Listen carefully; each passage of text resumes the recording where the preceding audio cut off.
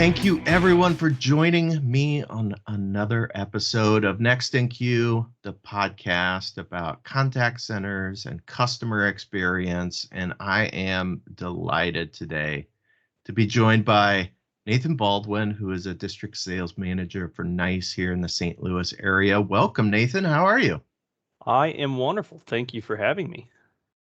Yeah. Before we get started, we started this a little bit before we got the show going, but I wore this shirt just for you. And for the people who can't see this, that are only listening to the audio, I've got my Rock Chalk Jayhawks shirt on. And Nathan, you proudly, I don't know why anyone's proud of that, but you proudly went to the University of Missouri. I did. And actually, upon seeing the shirt, the very first word out of my mouth was, "Oh, why do you got to do that?" Yeah.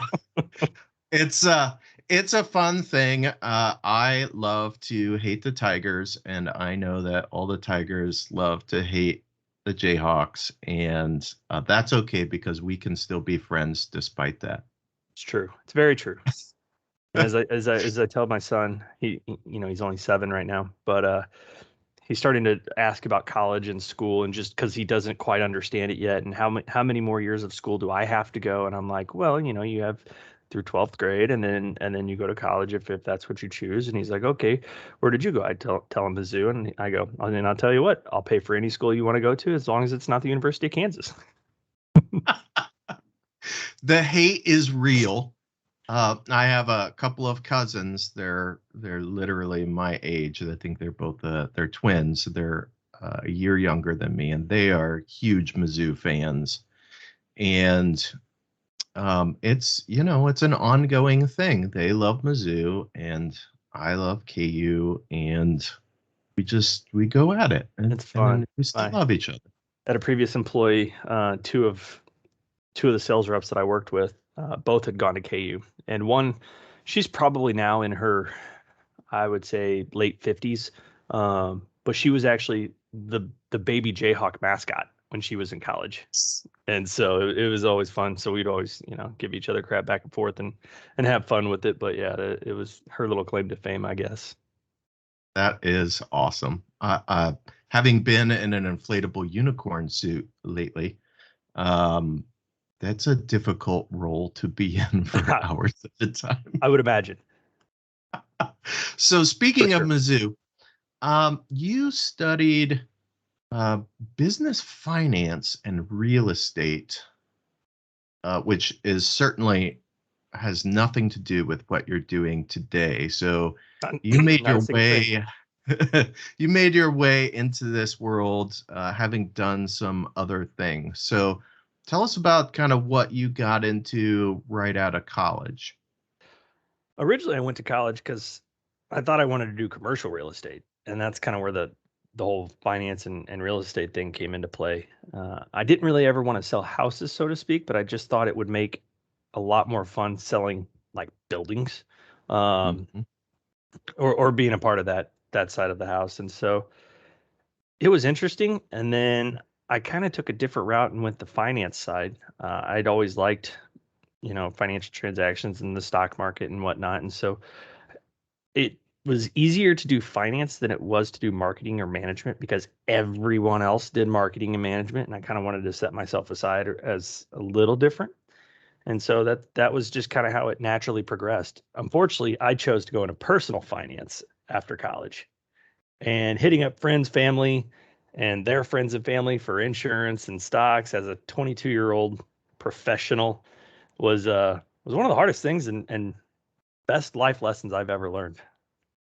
Yeah, it really is very difficult to get into that kind of sales right out of the gate. And I've known a lot of people who have tried that. And hey, if you can make it, great. But it's really hard.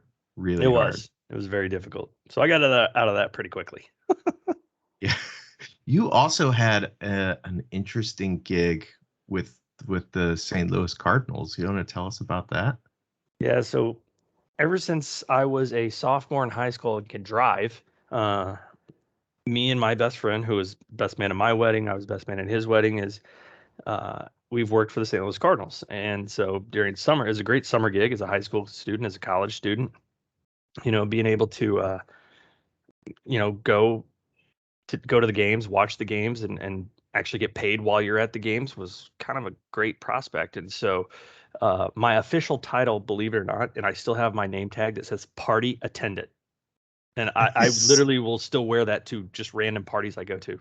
Um, but basically, the long and short of it is there are group party areas inside, old Bush Stadium and now new Bush Stadium that like used to be Power Alley, Homer's Landing, the Batter's Eye Club. Now it's like Bank of America Club, the Coca-Cola roof deck, the Coca-Cola patio. So those type party areas that you can are the all-inclusive tickets. We would be the, I guess, worker bees that attended to those areas to make sure that there was enough, food and drink available for everyone. Yeah, certainly any job where you can go see the ball game for free is a pretty good gig, even if you Yeah, got to work during it it. was great. You'd work 6, 7 hours. You'd watch about 2.5 hours of baseball. The rest you weren't really working, and so it is a really good gig in college to have for sure, Yeah. especially when in '04 we went to the World Series. I worked all those playoff games and that World Series, and then the same for '06 when we won it. It was awesome. And now my father-in-law actually works there. I got him a job with my old boss, and he's retired now, and so Nice. that's what he does. He just loves baseball, and he takes care of the press box. That's fantastic. What a great gig. I can only hope to do something that amazing when I'm in retirement. Like that's as good as it Yeah, gets. exactly. So after you were in the insurance and the personal finance gig, you moved on to doing some publication sales, I guess, right? Yeah, yeah, that's exactly right. I got the opportunity to move back to Columbia and as a post college student and actually see how that town was from a professional side while still being young. And so small town USA was fantastic. And went to work for a very small magazine, but it was kind of a lifestyle magazine. And so selling advertising, slinging ad space. And so it was a very different thing than I had ever done before. Again, I wasn't a marketing major. I wasn't, into that world or anything like that. But at the end of the day, sales was sales. And so Yeah. it was kind of the same premise or principle, but just a little bit of a different product. And so I did that for a couple of years in Colombia and really enjoyed it. And then happened to met my now wife, and she was living here in St. Louis, where I'm from. And so it made sense that I, was going to move back eventually. Fortunately, there happened to be an opening at a very similar publication here in St. Louis called St. Louis Magazine. And so after 2 years in Columbia, I made the switch. And even though they're different companies and different owners, they sell essentially the same product. And so it was a very easy transition into, a bigger market with bigger opportunity than was in Columbia, Missouri. So I loved it. It was great. I did it for probably 4 more years there. Never had a dollar of salary to my name. I was always 100% commissioned and just rolled with it because I didn't know any better at the time. Right. We're going to talk more about kind of what you've gotten into since then, but I always think that sales is really the beginning of customer experience. Like that's often like the first you could say maybe marketing is the true beginning, but the actual experience where you're interacting with the company is often when it comes to sales. Can you talk about that a little bit and how that has translated long term for you into other roles that you've had? Sure. And I think you're absolutely right. Sales is customer experience in one way, shape, form, or another, right? It's instead of, typically what I sell now is for my customers to provide better experience for their customers. It's kind of the inverse. And so it's what people think of my organization, but it starts with me. And so I've always been or try to be as polite but as persistent as possible. So I often have, I don't want to say a problem or an issue, but I tend to over communicate often. So whether it's, following up, checking back in, just seeing what's going on, seeing how things are going, that's kind of the first step of making sure people are doing okay for one, and two, that things are going the way they should. Because if they're not, and you're not following up, then you're going to get a nasty message saying, "Hey, we've got a problem," or "Something broke," or "We noticed this was going south 3 weeks ago. Why didn't you call us then?" or something like that. So again, the key that I've always kind of lived by is just always be in front of it. Always be up front. Always be available, and the rest can kind of take care of itself. Yeah, no, I think that is for anyone who's involved in sales. I think that's really important because I think a lot of salespeople, particularly when they're new in that, right, it's make the sale and move on, and Oh yeah, that is not a great customer experience. no. And I think I was fortunate enough the way I kind of have grown into this career, or where I've gotten to today. All of the positions I've held prior to where I'm at today have been that hunter and farmer. So in the sales world, it's typically the hunter is the one who goes in, gets the sale, and like you said, moves on to the next. And their goal is to just close business. Everywhere I've been so far, I've also been the account manager for that. So I would sell it, and then I would manage the account for the entirety of my tenure, or the contract, or whatever that case was. So there was also a reason to have ongoing revenue, and make sure that things were continuing to grow and get better. So that way, not only would I make more money, but the company would make more money. This is the first role I've been in where it's been straight up just, you've seen the movie Crimson Tide, or Hunter Killer, where they're talking about the Russian subs, or it's called Hunter Killer, and it's the type of Yeah. submarine there was, and that's how we're described as enterprise sales reps. Your goal is to go hunt, kill, move on, and go to the next. Thanks for playing. Go get the next one. And so I have zero account management as part of my job description today. Although I typically stick around for about a year to 18 months after the initial sale is made. But as you know, that I'm in the market. I'm here. I'm available. If you need anything, call me. I'm here. Yeah, for sure. So let's talk about kind of your next big career phase, which was moving from magazines, publications, ad space to recursive labs, which is in the SaaS market. So how did Yeah. you make that transition? That seems like a really big jump into something new. On paper, it 100% is. Um, but when I actually look back at why I made that decision, or the reason for it, at the magazine towards the last couple years that I was there, we had started getting really heavy into digital sales. So selling space on our website, selling, SEO and some other items along, those lines. So I had kind of already taken it upon myself to become that like digital specialist, so to speak. And that's where I was really excelling at. And just because I was one of the younger team members on my team at the time as well, I understood it more. I got it. And so it just made sense at the time. And then secondly, I was kind of burnt out on ad sales. I've been doing it for about 6 or 7 years to this point, and I wanted a new challenge. I was, quite frankly, working probably 20, 25 hours a week and making a good income. And I was just bored. And so I had a couple buddies doing medical equipment sales, and they were just absolutely killing it, but they were also inside the operating room at Barnes or at Mercy, and they, were doing heavy trauma, and they were telling doctors, "Hey, put my screw right there. Nope, you missed the spot. Move it." And they were literally telling doctors how to perform surgery. And these are guys that I would party with in college. Like it's ridiculous. But I don't want to say that blood disgusts me or anything like that, but I don't want my career to be sitting in an OR telling a doctor what or how to do things. Like that just did not sound appetizing at all. But on the other front, I had some buddies in technology that were also making a whole lot of money as well. And I was like, I see these kind of two different career paths. And so I'm like, well, technology is easy. I get that. Healthcare, nah, I don't get that at all. So we're going to go this way. um, and at that exact moment, I had a recruiter reach out to me and say, "Hey, I got a startup I want you to meet." And I was like, "No." no, thanks, but no thanks. And she's like, no, no, no, they're great guys. I'm like, I'm sure they are, but no. So she kept on me for probably 2 or 3 months to meet these guys.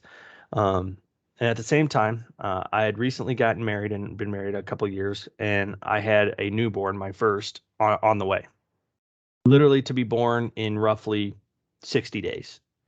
And I go meet these guys, and at the time, the name of the company was called Click With Me Now.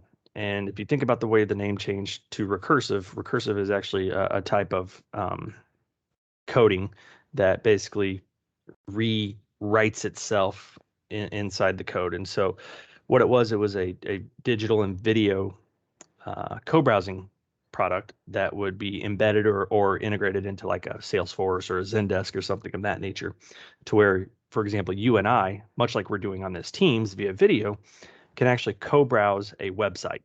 And so one of the great use cases I had was actually TD Ameritrade was a customer where their uh, customer service agents or wealth advisors would actually walk through a portfolio or walk through a trade of some form with, for example, a rural customer that didn't want to go into a branch or didn't have a branch nearby to go into. So they kind of got, you know, blanketed by this rural coverage team, so to speak. And so they were able to watch what was happening on the screen at the same time, making sure that they understood their portfolio clearly and walk through it together versus just, going through what at the time was an unsecure Zoom or an unsecure or unencrypted, WebEx, right? And those had to be pre-scheduled, whereas ours can be spun up on the fly, as Mm. well as it was encrypted, so it was secure. And so those we really lended ourselves to the financial world. So it was a lot of fun. It was a really great 5 years. I started out as just being a rep, and then I kind of dabbled in the management or leadership space for a little bit. I was still an individual contributor, but I was kind of that player coach where I was managing our sales team, but I was also still actively selling, um, which also led me to believe that while management is unique and fun, I prefer the individual contributor part. At least at this Yeah. phase of my career, because I feel like I'm still in my Yeah. high earning years, so I can still go out there and earn what I can while I can. And then if leadership's something I want to look forward to down the road, that's still an avenue that I could explore. Yeah, absolutely. I I remember one of my former peers and an early guest on the show. We talked early on about, in particular, in sales organizations, how that leadership role for some salespeople, like they're just like, mm, this is what I like. This is the part that I like, the sales part. Let me do that. And it sounds like you're still in that. Like, let me go out and still do that part. Yeah, you're absolutely right. And the converse to that a little bit too, and I see it at my current organization is with, so you have your enterprise sales reps, and then the next level up would be like an RVP, for example, that runs a team in a certain geographic region. And there's so many times that I see my current boss as more of a, and this is awful to say, and I shouldn't say it, but as more of like a babysitter, because is all he's doing is babysitting us and our deals to make sure they get done, so he hits his number to make sure we hit our number. And it's just, at some point you're just like, man, is that what I really want to do? And I'm like, I kind of like selling more. Yeah, it's definitely it's a very different type of role, and it's a different skill set. There's a lot of different things that go, in another life, I was in that type of role, and it's very different, right? You're just managing salespeople, not actually doing the sales, and a lot of other stuff that goes along with that, right? Yeah, absolutely. Yeah, for sure. So let's talk about your current organization. I think a lot of people who are in the contact center world, certainly the customer experience world, have probably heard of NICE because at this point it's a behemoth, I think is a good word to use. You guys um, really do a lot of things for contact centers. Certainly, one of your flagship products is called CX1. So that certainly speaks to how you try to position yourselves within the customer experience world. But you've been there for the last, what, 2.5 years or so, a little bit longer than that. Yeah, And that seems like a time period where there's been a lot of change and some incredible growth in this space. Can you talk to us about kind of what's happened while you've been there? it is wild, and it's so bizarre. Even from when I started in June of 19. At the time we were slinging ACD, for lack of a better term. We were selling dial tone, and in contact Yeah. centers. I can't tell you the last conversation I had with somebody that just wanted voice. It's been that long. And so everything in the market, and the market has literally just changed in front of our eyes. And so the funny story is, when I started, we were technically Nice in Contact. Um, Nice, our parent company based out of Tel Aviv, acquired In Contact based out of, the Salt Lake City area in 2017, I believe. So the transition to become one was still very much enthralled, with change management and everything else in the background and back end systems and administration. It was still very much two different companies, and which, Yeah.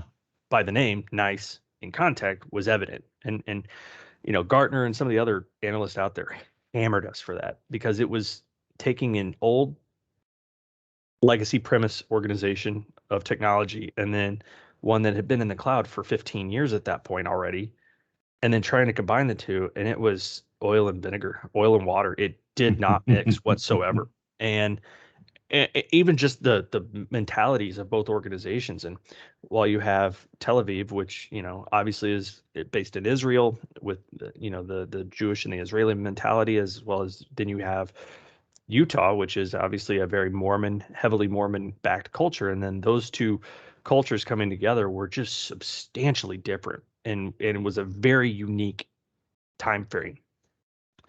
I started in the middle of 2019, and this wave of omni-channel and digital was really just kind of starting to come on strong. And so we'd already added workforce management into the platform, and we'd already added some analytics and some reporting into the platform. And we acquired Brand Embassy, which basically was an organization that had 30 plus digital channels, everything from like all the social media channels to like WhatsApp, Apple Business Chat, all of these additional channels that you can literally jump from one channel to the next seamlessly without having to stop a conversation, open up a new channel, and then lose all your reporting. So once that happened, things really kind of propelled. And so it really was a huge game changer from our standpoint, because then we took the notion of, okay, it's instead of just ACD, we're doing digital first. And you don't have to have our ACD if you want to buy our digital solution. That's fine. If you want to route text, chats, emails, social media channels, cool. You don't have to have our ACD. And so that was when really people kind of just looked up and were like, okay, now we understand where we're going. And so it's been a substantial shift, not just in our organization, but in the market as a whole. And I think a lot of the other different players and vendors are doing similar styles of deployment strategies as well. And then you kind of fast forward a couple of years to where we're now Nice CX1, and essentially CX1 is our platform. That is the product. That is the fully unified suite or solution that an organization, like direct, or customer XYZ can purchase. And so what we determined Mhm. was that it made sense from a unification standpoint and a branding standpoint, that we're still Nice, but we're now all Nice CX1, because most of the Nice enterprise products have now been converted to the cloud, as well as integrated directly into CX1 itself. So it just made sense to kind of come out with a new rebranding, so to speak. All of our legal stuff is still doing business as, but it's from a look and Sure. feel standpoint. But actually, I have a trivia question for you. Oh, okay. I'm game. Do you know what the acronym NICE stands for? You know what? I learned this recently and now I don't recall. Hold on. I'll Oh give you a hint. man. Think back to the origination and location of the founding of the organization. Well, Israeli or Israel is probably the I. But I don't have the rest of it. Go ahead. Lay it on me. So middle 1900s, we'll call 50s, 60s, even early 70s. Um, if you think about what NICE, enterprise or NICE organization really specializes in, it's very robust workforce management, but more involves audio recording. That's what they're known for, or at least how they started. And so back, during the Cold War era and some other times around those, the Mossad, the Israeli military, when diplomats and leaders from other countries would either come to Tel Aviv or come to, other places in Israel, they would be recorded, or their conversations would be recorded for intelligence. So NICE was actually a military uh, project or operation, so to speak, that stood for Neptune Intelligence Computer Engineering. Hmm, And that then, is fascinating. right, kind of a really unique story, that was a military operation and utilizing military equipment to then commercialize for normal life. Yeah. That makes some sense too, in that my first experience with NICE was from a quality management Mhm. standpoint, right? It was call recording and quality management platform. That was when I was first introduced to NICE as a company many years ago. Yeah, absolutely. So there are a lot of things that are changing in the CX space. Like it's really, really rapid. And obviously, I think COVID changed some adoption of certain things, but there are a lot of other things that your organization has their hands in trying to really do a, kind of an all-in-one. I was actually just working yesterday on a blog post, and a there's a metric that I know very well, NPS, and I was looking at some attribution on that, and I've been familiar with NPS for years and years and years, and all of a sudden I was like, wait, what? So tell me about that and kind of how you guys are working with NPS now, because Yeah, I had missed this, and this is not new news. This is old news, it is but old news. apparently I just missed it. So NPS, obviously Net Promoter Score, is a term that is widely known or common today, but 10 years ago, not the case. And so it's actually just a mathematical equation to put a benchmark, so to speak, on what people think of your organization. And so it was actually co-created with a company called Satmetrics. And NICE acquired Satmetrics here probably, I believe it was 2014, if I'm not mistaken. And so having, acquired an organization that literally invented Net Promoter Score when it comes to customer experience is a massive value. So we roll that up typically and directly into a lot of different products. So for example, our quality management. So you know, you can train agents to do the right thing, or have all of this information and education and process and this, that, and the other. But how do you know they're saying what they should be saying? Well, one, you do audio recording or screen recording, and you can go back and, verify that they are staying on message and on track. But the second way to do that is tying that into a product with sentiment analysis to make sure, okay, is the customer happy? Is the agent polite? or is the customer upset? And then you get the frowny face, sentiment analysis button. Uh, but those are more kind of after the fact, so to speak. After the conversations happen, you can go back and diagnose. Well, the goal is to actually find a way to do that either on the fly or from the customer's perspective. And that's kind of that net promoter score, meaning, are they going to recommend your business to someone else? Are they going to be your champion or promote you to someone else? And one way to know that is from feedback. And so everybody knows what a survey monkey is. Everybody knows, if you've ever gotten the press one to take a survey at the end of this call.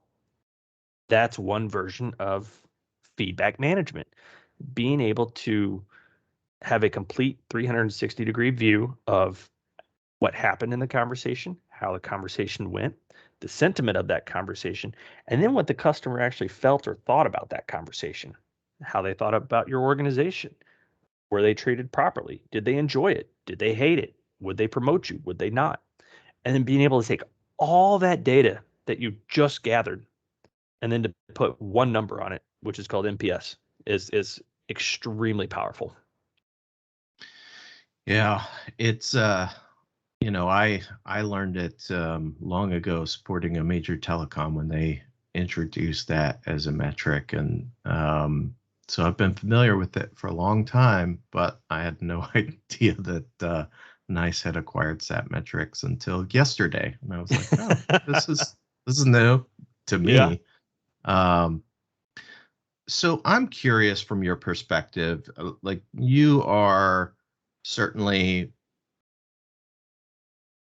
one talking to customers on the regular, potential customers who are trying to solve problems, and two, you're probably getting a little bit of early exposure to some things that are going on, things that are being developed, technologies that are being developed. But I'm curious, as you think about customer experience, and even contact centers kind of in the future, and I don't know how far we want to talk about, maybe in the next few years, because I think it's hard to get beyond that. But what do you see as kind of some of the next emerging trends coming out, whether it's from a technology standpoint or the way that maybe different problems that are going to emerge that we need to solve, or what are your thoughts on those things? Yeah, I kind of alluded to, or hinted at a couple of them earlier, but one way that we've kind of really started looking from a much higher macro perspective as an organization is we actually made the decision here probably about, I'd say, 6 months ago.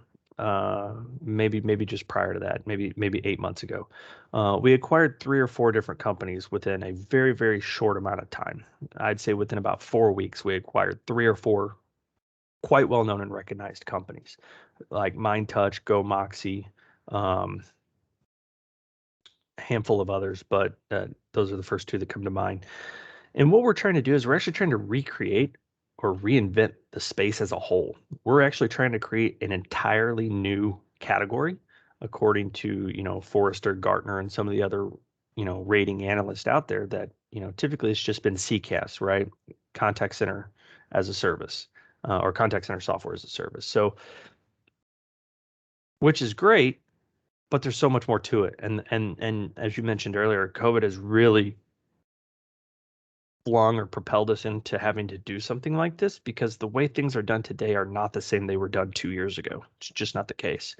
And so what that is and what we've done is we're really starting to expand on that and call it, CCAS 1.0 was, as I mentioned earlier, our cloud-based ACD. Put the ACD, the call distributor, in the cloud, have an IVR that you can access it from anywhere in the world. You don't have to have a box in an office or a closet. Crazy stuff, but that's 20 years old at this point. Yeah. You propel a little bit forward and you go to CCAS 2.0. And as I'm explaining this, you can kind of think, if you've ever seen, Everest, the movie, or any, mountain climbing, Mount Everest documentaries, there are camps along the way. You can't just go up, climb, and come back down. You have to, acclimatize yourself and stop at all these camps. So you have base camp, 1, 2, 3, 4, summit. Well, that's kind of how we saw customer experience from a vendor perspective. And CCAS 1.0 or Camp 1 was the cloud ACD. Camp 2 or 2.0 is where we added, workforce management. We added some additional, quality management recording pieces into there. So now it's starting to become a little more robust and, not so segmented. Climb up a little higher and you have 3.0, and that's where we started adding, as I mentioned earlier, the brand embassy channels, starting to add some more digital stuff. So full omni-channel capabilities, full recording capabilities, full workforce management, and starting to add in some analytic and reporting capabilities, and really started to make a full-on suite platform, not just a point solution anymore. And so adding a lot more of those ancillary products, I guess is the best way to put that. So then you get to Camp 4 or 4.0, and that's where we've started adding in some of the AI, some of the bots, some of the really crazy stuff like real-time interaction guidance, real-time authentication, really a lot of this really powerful, heavy stuff that can be added into the contact center, but now are still under the same CX1 umbrella from a native IP standpoint, not third party. Right. So now is all we have left to go is the summit, right? And so from that standpoint, what we're trying to do is we're actually trying to create a new category called CXI, Customer Experience Interactions. So the way we see this and the way we see the world going is that every experience and interaction that you have with an organization is going to make or create your opinion of that organization, kind of going back to the NPS stuff. And Mm-hmm. so the way we see it is, where does that interaction 9 times out of 10 take place? It's Google. So you're either researching a company, researching a product, or trying to find something that you're looking for. And what if you could influence that search right there at the top above the fold without necessarily needing or utilizing SEO or paying a whole bunch of money for Google ads or anything like that? Well, when we acquired MindTouch, it's a knowledge management software company. What they are able to do is take your FAQs or some of your content on your website, whatever website that is, and put that up in the fold of Google, because with all the crawlers and spiders that Google's looking for content to access. I'll give you a prime example. Whirlpool Corporation has a lot of FAQ documents or manuals and warranties they put on their website for their appliances and so forth. Well, Sure.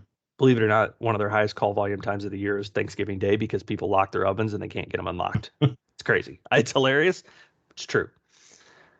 Yeah. So what they did was they utilized MindTouch to actually take that article, put it right up there on top of the screen. So when you look for it, it is the very first thing you see. And if you click it, it goes directly to the manual inside the web page. It's crazy awesome stuff. So then once you click that article and you figure out how to unlock your oven, let's say you're still experiencing some issues, now you dial the 1-800 number. Well, that agent, because they have the system on integrated into CX1, they know that you already looked at that article. They know you're calling in because it didn't work or you still need assistance. And so the amount of time and context saved is astronomical. And so it's little things like that that we're really stating, okay, we're trying to gain that customer's experience at the doorstep, which is Google of all things, or Bing or Yahoo or whatever, from basically minute 0 or minute 1 of that experience, not minute 20 after they've spent 20 minutes of frustration or sat on hold or whatever that case may be. Yeah, it's interesting to me because I think part of what your the lens that you're looking at it is the same way that Google looks at it, which is context. It's all about context. I think Google has been really good at, and part of this is just the power of the data that they have on most of us. They certainly have plenty on me because I'm in that ecosystem. But I also then know that, when I search for things, Google has a pretty good understanding of my intent and maybe what I might need next. Hmm. And so whether it's a map that all of a sudden, like I've been looking at something and then I go to maps, like it kind of has an idea of like what I'm looking for and tries to present relevant information, not just information, which is Yeah, what Google has done for years. Is like do a search and then it just presents information to you. And I feel like they're getting better and better at presenting relevant information. And it sounds like that's where you see CX going, is how do we provide more relevant information and get it to you faster? we do. Absolutely do. Yeah, fascinating stuff. Well, I know that the next few years are going to be really intriguing from a technology standpoint, because certainly the last few years have been, and it's only going to continue to accelerate. So Yeah, definitely. it's kind of like the Wild West because it's something new every day. Yeah, absolutely. Well, listen, Nathan, it has been a joy to talk to you, even if I had to rib you a little bit about Mizzou, but that's kind of how I roll. Hey, So, that's fair, and I expected it. well, thank you for joining me here on Next in Queue, and I look forward to talking to you again soon. It was great. Thanks so much for having me. Talk soon.